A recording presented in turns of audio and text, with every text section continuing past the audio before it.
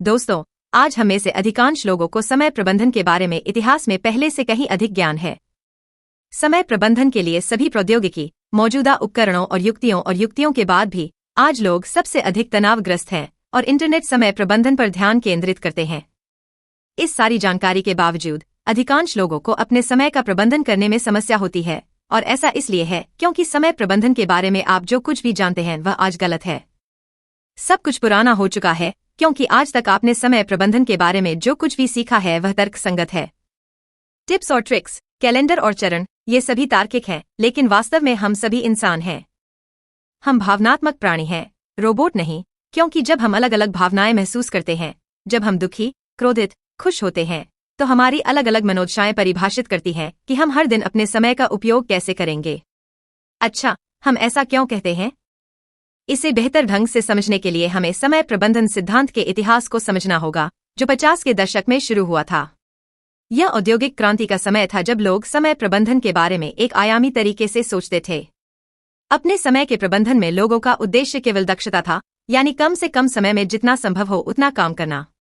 जहां लोग अपने कार्यों की सूची बनाते थे और दिन खत्म होने से पहले उन्हें जितनी जल्दी हो सके पूरा करने की कोशिश करते थे, तब एटीएस में समय प्रबंधन सोच का एक और युग शुरू हुआ, जिसे महान डॉक्टर स्टीफन कोवे ने अपनी पुस्तक 7 में शुरू किया था।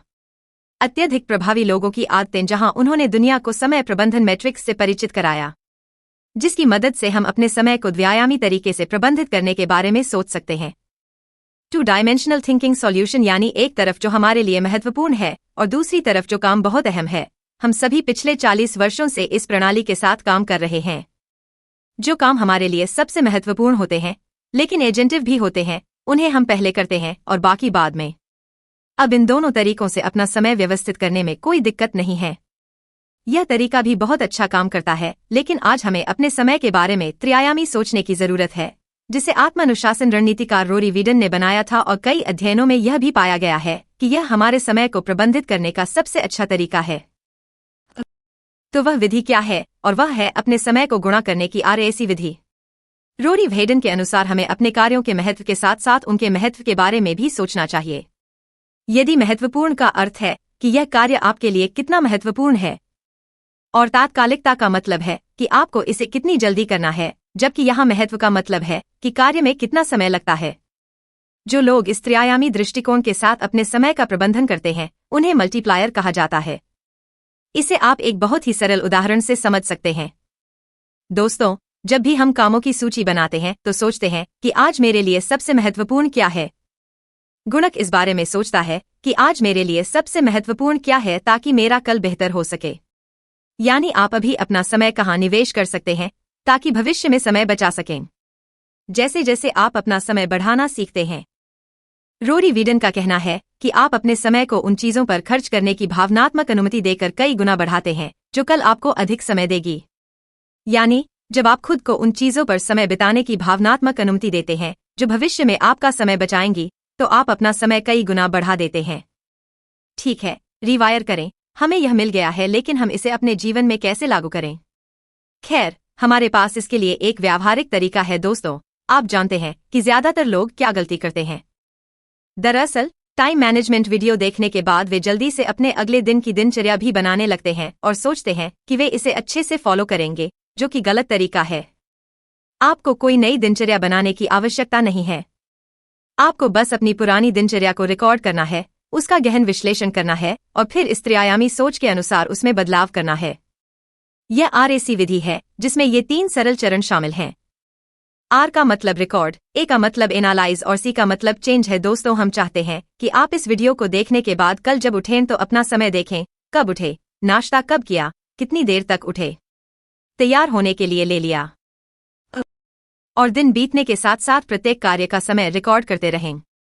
यदि आप समय बर्बाद कर रहे हैं तो यह भी रिकॉर्ड करें कि आपने कितना समय बर्बाद किया और कितनी देर तक काम किया और आखिरी बार कब सोए। आप चाहें तो 2 से 3 दिन का रिकॉर्ड भी बना सकते हैं, जो बेहतर होगा। ऐसा करना थोड़ा कठिन होगा, लेकिन एक सही समय प्रबंधन प्रणाली बनाने की दिशा में यह पहला कदम है। इसके बाद जब आप सोने जाएं तो एक बार अपने रिकॉर्ड किए गए समय का विश्लेषण करें। आज पूरे दिन क्या किया? अब यहाँ आपको कई चौंकाने वाली चीजें मिलेंगी जहाँ आप अपना समय बर्बाद कर रहे हैं। इस सूची में से शीर्ष 5 समय बर्बाद करने वाली गतिविधियां चुनें जिनमें आपने अपना अधिकांश समय बर्बाद किया है और गणना करें कि आपने ऐसी गतिविधियों पर कितना समय बर्बाद किया है जो वर्तमान में आपको कोई लाभ नहीं पहुंचा रही हैं और भविष्य में आपको अधिक नुकसान पहुंचाएंगी। उदाहरण के लिए, मान लीजिए कि आपके पास काम करने के लिए एक महत्वपूर्ण प्रोजेक्ट है या आपको कोई असाइनमेंट पूरा करना है, लेकिन आप आधा दिन इधर उधर भटकने और इंस्टाग्राम की वास्तविकता को देखने में बर्बाद कर देते हैं। इस दौरान आप कुछ महत्वपूर्ण काम कर सकते हैं जो आपको अगले दिन करने हैं, और आप इन सभी चीजों का विश्लेषण अपने दिमाग में नहीं कर सकते।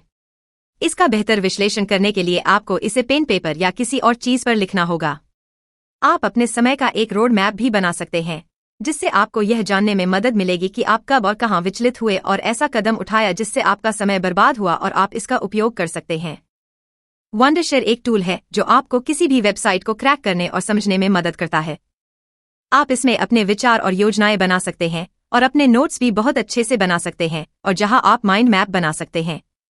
यहां आपको 5000 से ज्यादा टेम्पलेट और रिसोर्सेज मिलेंगे जिनमें से आप उन्हें चुनकर एडिट कर सकते हैं और अपने हिसाब से मैप बना सकते हैं। यह इस्तेमाल में बहुत आसान है। यह कई एकाधिक प्रारूपों का समर्थन करता है। यहां आप एक वर्ड फाइल आयात कर सकते हैं जिसे आप किसी अन्य प्रारूप में निर्यात भी कर सकते हैं, जैसे एक्सेल, पीपीटी या पीडीएफ। यह software Windows, Mac, Android, iOS और एंड्रॉयड में भी उपलब्ध है और इसे इस्तेमाल करना बहुत आसान है और यह आपके काम को बहुत आसान बना देता है। तो विवरण में दिए गए लिंक से वंडरशेयर एड्रॉप मैप डाउनलोड करें। और अब आखिरी चरण में आपको अपने वर्तमान शेड्यूल में बदलाव करना होगा। क्या आपको अपनी समय बर्बाद करने वाली गतिविधियों को कम करके मल्टीप्लेयर की तरह अपना समय प्रबंधित करना होगा? उन सभी चीजों की एक सूची बनाएं जो आपका संपूर्ण दिन बनाती हैं। उन सभी कार्यों को जोड़ें जो आपके लिए महत्वपूर्ण हैं, जैसे अध्ययन, व्यायाम, अपने परिवार के साथ समय बिताना, प्रार्थना, ध्यान, जो भी आप करना चाहते हैं, और फिर इन सभी कार्यों को उनकी तात्कालिकता के अनुसार व्यवस्थित और निर्धारित करें। जैसे जैसे किसी प्रोजेक्ट की समय सीमा नजदीक आती है, आपके पास एक महत्वपूर्ण परीक्षा है जिसके लिए आपको अध्ययन करना है या आपको बिलों का भुगतान करना है, उस कार्य को चुनें जो बहुत महत्वपूर्ण है और महत्वपूर्ण भी है, और अंत में उन कार्यों को अपनी प्राथमिकता सूची में सबसे ऊपर रखें जो आपका भविष्य बनाएंगे और आपको धन्यवाद देंगे। आप और इसे आज ही करने से आपका भविष्य में काफी समय बचेगा। लेकिन एक सेकंड रुकें, सूची पूरी हो गई है, आपको क्या करना है? लेकिन इन्हें कब करना है ये ज्यादा महत्वपूर्ण है। हम जानते हैं कि अपने काम को प्राथमिकता देने के बाद भी जब शुरुआत में काम पूरा करने की बात आती है तो हम टालना शुरू कर देते हैं। इससे बचने के लिए अपने सभी कार्यों का समय अपनी ऊर्जा के स्तर के अनुसार रखें। अपने काम को अपने जैविक प्राइम टाइम के साथ संरेखित करें। दोस्तों, हम सभी के जीवन में कुछ ऐसे दिन आते हैं जब हमें बहुत अधिक ऊर्जा होती है। जिन लोगों को जल्दी उठने की आदत होती है वे सुबह खुद को सबसे अधिक उत्पादक पाते हैं क्योंकि वह उनके लिए सबसे अच्छा समय होता है। इस समय उन्हें सबसे ज्यादा ऊर्जा महसूस होती है। वहीं कई लोग ऐसे भी होते हैं जो दिन भर तो बहुत आलस महसूस करते हैं, लेकिन रात में उनमें अपने सभी काम पूरा करने की ऊर्जा आ जाती है। यही कारण है कि कुछ लोग सुबह जिम जाते हैं। अक्षय कुमार जैसे कुछ लोग सुबह 4 बजे उठकर सफल हुए हैं, जबकि अन्य नहीं। मेहमान जैसे कुछ लोग देर रात तक काम करके सफल हुए हैं। इसीलिए आप अपना कोई भी कार्य किसी भी यादृच्छिक समय पर निर्धारित नहीं कर सकते हैं या सुबह 4 बजे उठकर अन्य लोगों को देखकर अधिक सफल नहीं हो सकते हैं। यही कारण है कि अधिकांश लोग टालमटोल करते हैं और महत्वपूर्ण कार्यों को टाल देते हैं क्योंकि उनमें बहुत अधिक ऊर्जा होती है। जब लोगों के पास ऊर्जा नहीं होती तो वे काम करने बैठ जाते हैं। यह बिना ईंधन के कार चलाने की कोशिश करने जैसा है। यदि इसमें ईंधन नहीं है तो यह नहीं चलेगा। तो आपको यह देखना होगा कि दिन के किस समय आप सबसे अधिक ऊर्जा महसूस करते हैं और वह कौन सा कार्य है जो आपसे सबसे अधिक ऊर्जा मांगता है, और दिन का वह कौन सा समय है जब आप सबसे कम ऊर्जा महसूस करते हैं। आपको अपना प्रत्येक कार्य उसकी ऊर्जा मांग के अनुसार निर्धारित करना चाहिए। उदाहरण के लिए, यदि हम अपने स्वयं के उदाहरण से समझाएं, यदि आप हमारी ऊर्जा और कार्य का ग्राफ देखेंगे तो यह कुछ इस तरह दिखेगा जहां सुबह उठते ही ऊर्जा अपने चरम पर होती है। इसलिए नाश्ता सुबह का व्यायाम है और इसके तुरंत बाद 4 घंटे का गहन कार्य सत्र होता है जहां हम उन सभी कार्यों को पूरा करते हैं जो हमारे लिए सबसे महत्वपूर्ण या महत्वपूर्ण हैं, जो हमारी ऊर्जा की सबसे अधिक मांग करते हैं और जो सबसे अधिक खपत करते हैं।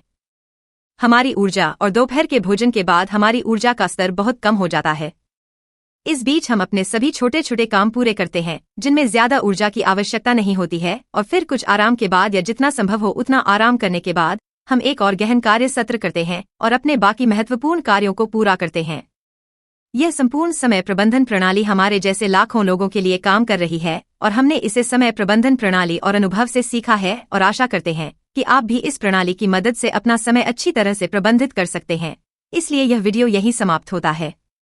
अब अगर आपको यह वीडियो पसंद आया है तो वीडियो को लाइक करके और चैनल को सब्सक्राइब करके हमारा समर्थन करें और घंटी अधिसूचना चालू करें ताकि आप आने वाले वीडियो को मिस न करें। देखने के लिए धन्यवाद।